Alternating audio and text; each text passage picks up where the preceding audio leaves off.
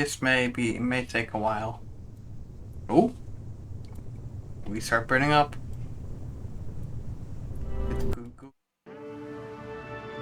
Time for the next one. God, there are so many of these.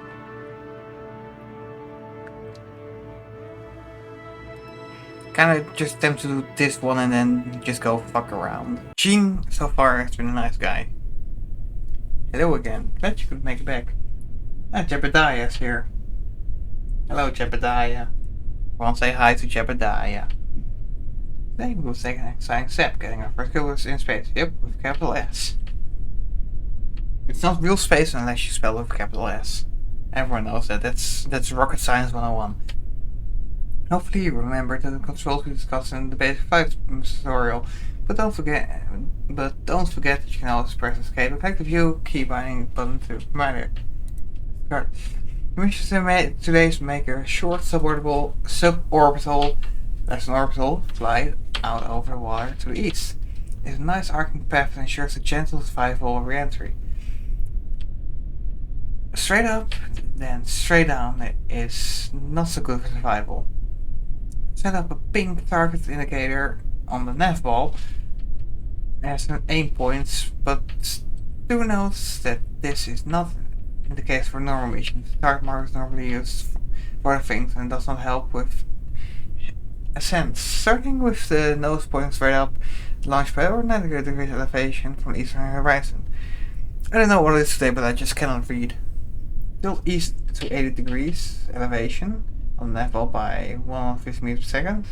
Start 50 tilt east to 30 degrees on nav ball by 4 meters per second. Start at 250. Have burn a coast up in space and have a look. Prepare for re-entry. Leslie re-enter.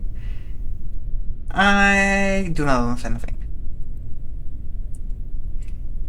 Unlike the hopper in the first lesson, this new craft has a liquid fuel engine. It means that we can use the throttle heads the out of power shifts engine.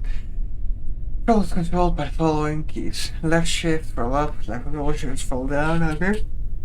Throttle max, all cut off.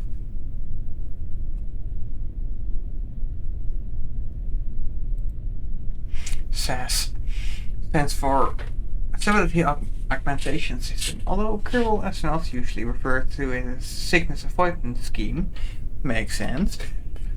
Whatever it stands for, what it does is try to stop the ship from spinning around.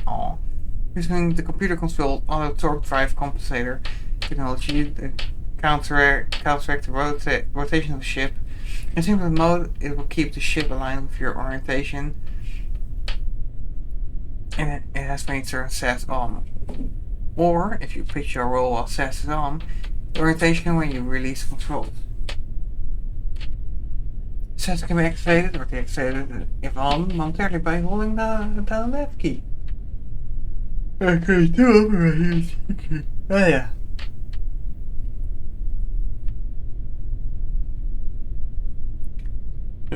If you have problems following the maneuvers, when you enable SAS and lift up, you can click the small red button to the left of the nav ball as means target indicator. Where? Then we'll cast the follow target indicator 5 note. This autopilot function will not be available until you're flying. This perhaps a bit too much engine, so we're going to throttle down for launch. Set your throttle to 2/3, the upper of the 2 middle notches on the slider. Also turn on SAS, helps you control things. Okay, so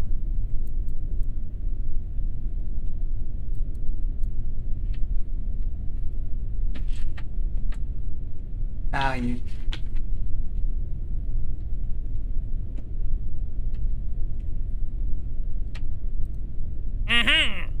during this lesson, some of the information is quite detailed and could take a while to read. The short supportable hub, I don't want you to miss anything important. I will place a warning at the top of the page where you might want to pause the game to read. Before we look at this warning, detailed info, press escape to pause if necessary. Okay, enough talk. I'll unlock the rest of the flight controls and you'll be cleared to launch.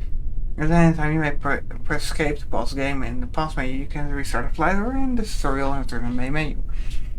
I've enabled the target marker on the nav ball.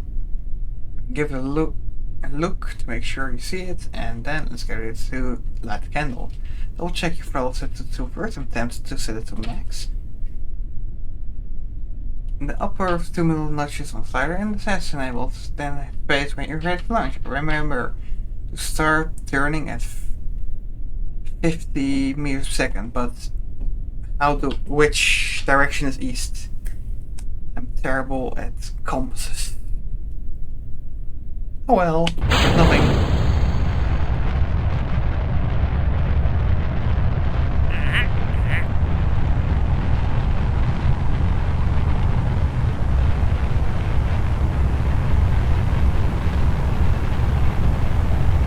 I don't know if I'm doing this correctly.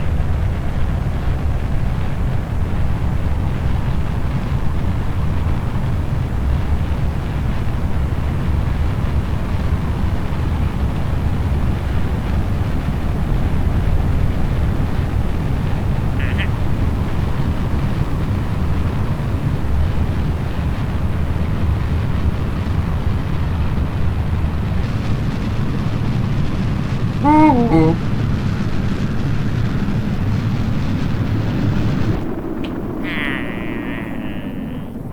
Aww. Why? Tell me why? Ain't nothing but a heartache. I'll go again. Let me make it back. They will say blah, blah, blah.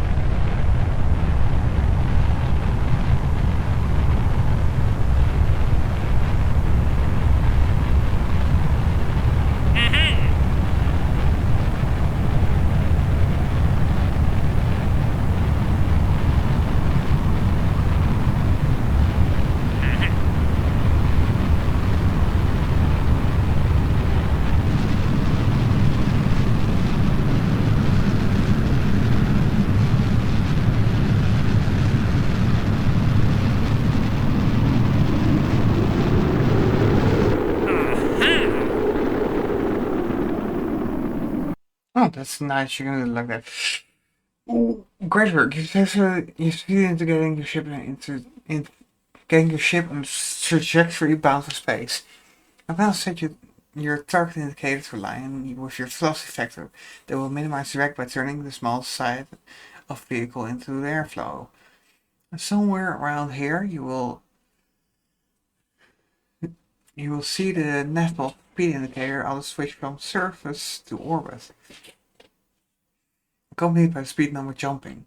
Go ahead and switch back to surface mode by clicking on it until it has surface again. You might have noticed some flickering flames near the end of our burn there, which is due to the high speed of your craft in the atmosphere. Normally our ascent will be a bit slower, but I'm sure my friend Werner has helped you build a ship that can withstand this heat. And besides this high and this slow, you'll be fine. If you want to have a look at your trajectory, you can switch the map and have a look at the projected path. Just remember to come back to flight mode again. Now we're coasting our way to the Apoapsis, this highest point on our current projected path. You could let them chat once you clear the atmosphere. We'll go over what we can do in space.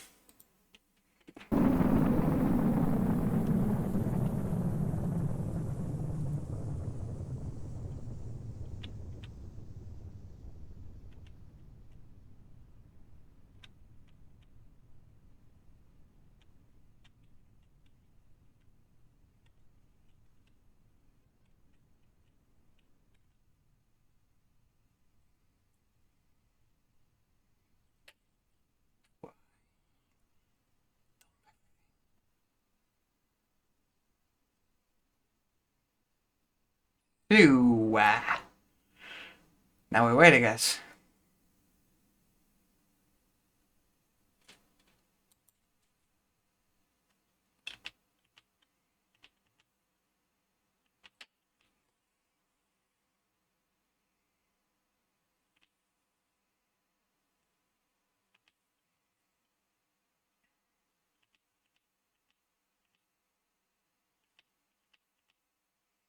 Into space. Ooh, space boot. This sounds like God I used to watch a Minecraft series and they had this exact same intro music. What's up here? Beyond the atmosphere, I'll quickly tell you about a couple of things you can do. With an advanced enough astronaut complex in the KFC, you can train our cables to be able to spacewalk or EVA.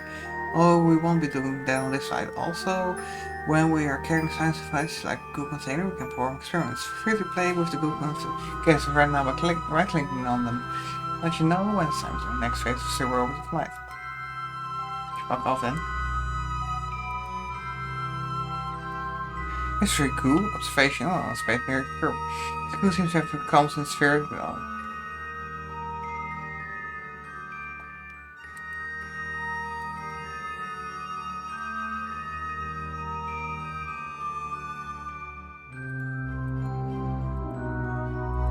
God, what's his music called?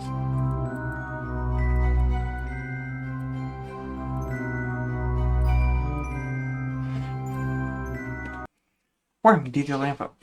As we near the edge of the atmosphere again, it's time to rearrange the pod and get ready for re-entry. We're only going to re-enter with the pod and the chute and the Goo canisters, but we're not going to decouple yet. In real mission, it's best to keep your upper stage around until the last moment.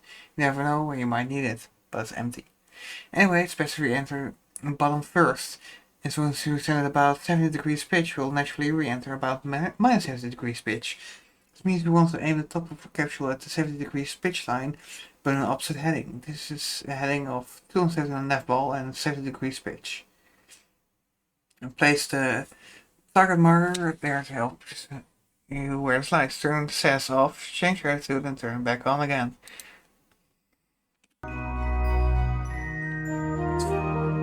Fuck, this music is so familiar. What's it called?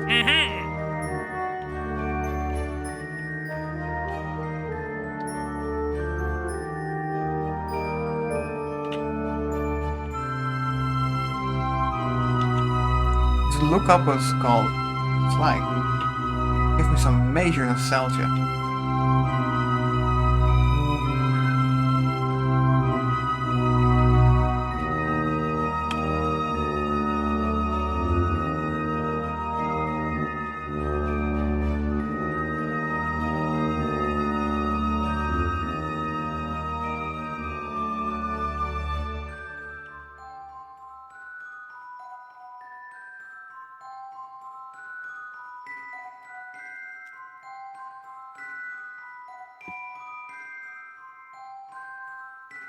Now it's time to get rid of that booster. Since she's weighing us down. Save these cards.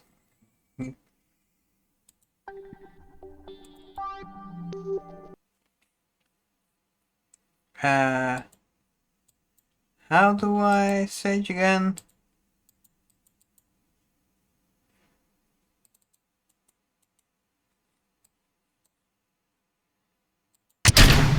Like that. You are now in her Kerbin's atmosphere. Make sure to keep all hands and feet inside the pod at all times. We don't want you to get burnt or anything.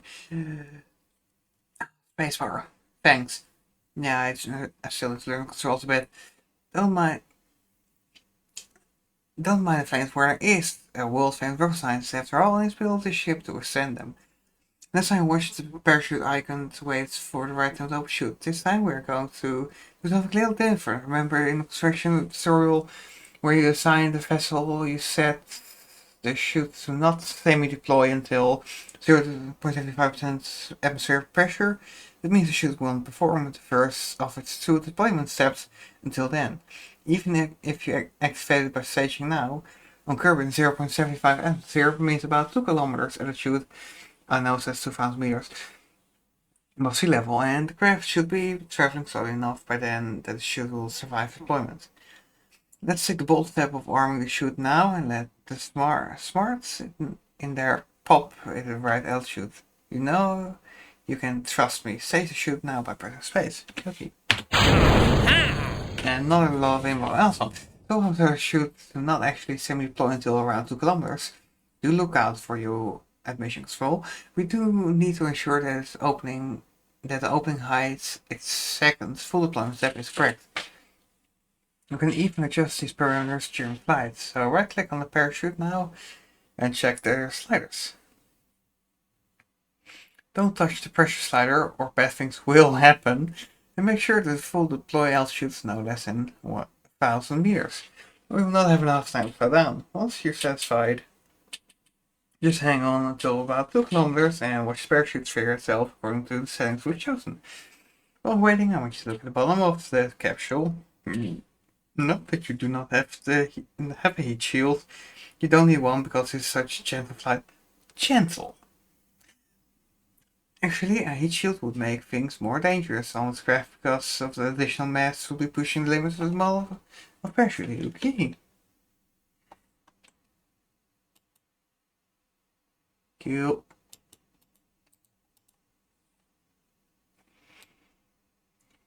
Jebediah is sure having a good time. Okay, bye.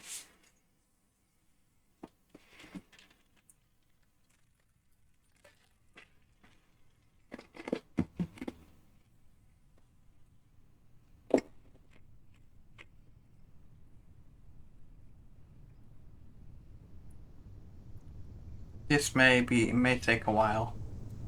Oh, we start burning up. Did the goo capsules do anything? It did fuck all.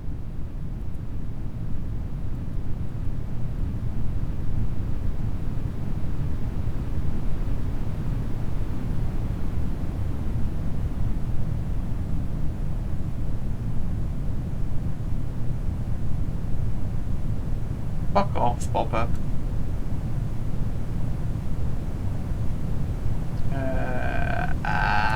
We're already below the 10,000 away.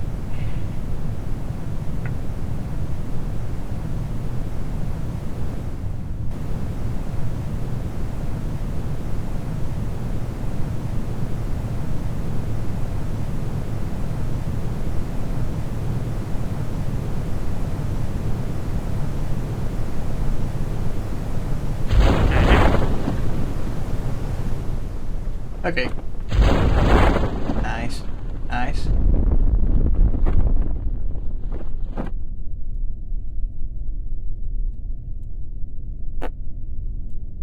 It's a nice looking shoot. Can we drown Jebediah? Can we already jump out at this height?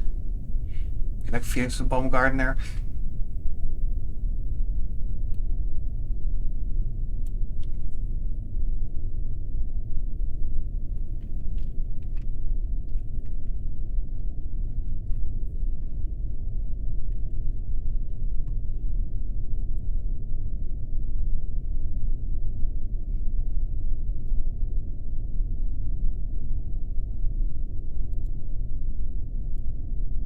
Oh, okay.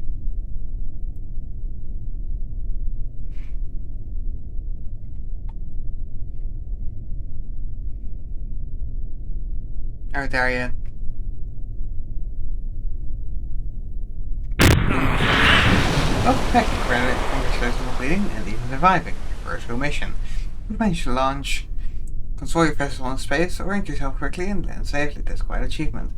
If you want to practice again, choose the third launch from the path menu, otherwise end scenario, and be sure to check out other tutorials. My next one's about going for orbit. It's really exciting. There's so much to learn.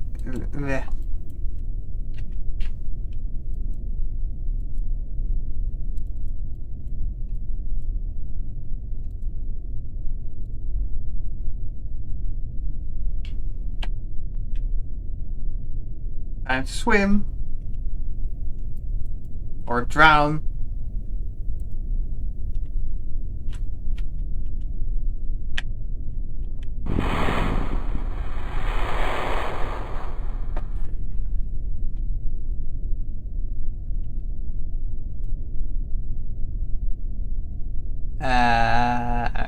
Nah, that's not swim. That's gonna take way too long.